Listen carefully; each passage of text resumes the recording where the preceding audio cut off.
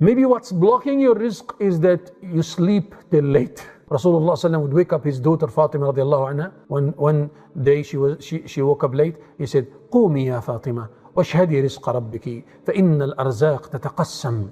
Oh Fatima, wake up and witness the barakah time, the time of rizq. This is the time where the distribution of the arzaq. Allah distribute the blessings and the provisions in this time. You're sleeping in this time.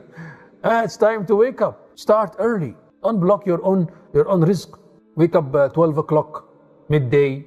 I don't know why I don't have rizq. I don't know why my rizq is blocked. But you're sleeping the whole day. You're sleeping in the most important time. The next point, maybe you're not joining family ties. Maybe you are far away from that. That blocks your rizq. You have your parents you didn't speak to for a long time. You have an issue with your parents. No success. People, brothers, sisters who don't talk to each other. You're blocking your own rizq. You speak to them and you join family ties and you will see the rizq. And what is the reference to that? قال صلى الله عليه وسلم من سره أن ينسأ له في عمره وأن يمد له في رزقه فليصل رحمه. Let him join the family ties. That person who wants that Allah increase his rizq and increase his lifespan. Allah give barakah in the lifespan through that. Understand, ya akhwa?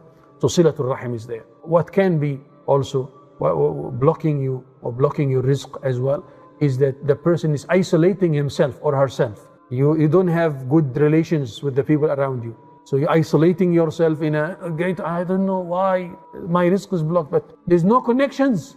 You don't get to know people, you don't get to speak to people, you establish some cooperation. وَتَعَاوَنُوا عَلَى الْبِرِّ وَالتَّقْوَى.